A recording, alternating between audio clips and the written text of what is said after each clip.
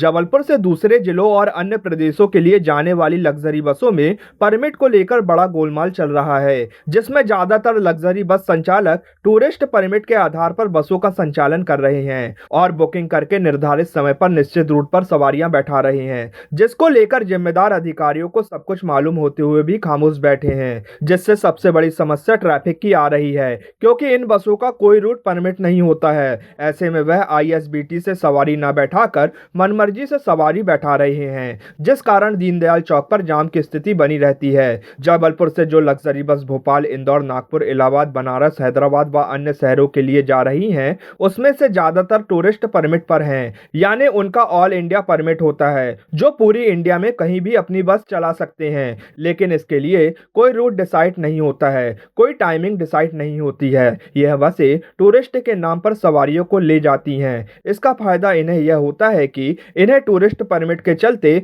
Bus stand के अंदर नहीं जाना पड़ता और इन्हें अपने स्थान से सवारी बैठाने की छूट रहती है।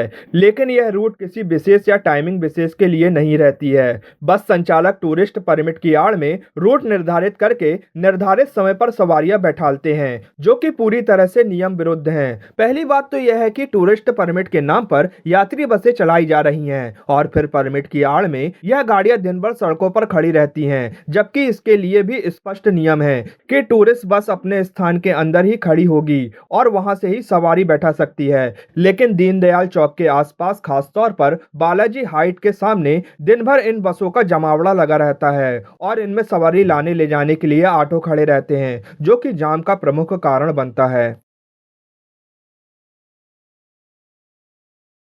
Can you hear me roar into the night?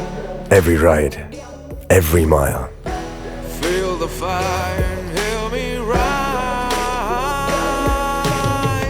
every turn is an opportunity There's nothing to explore places we haven't seen yet, to meet friends we haven't met yet, to tell stories we haven't heard yet. Every day is a page we fill in the book called life.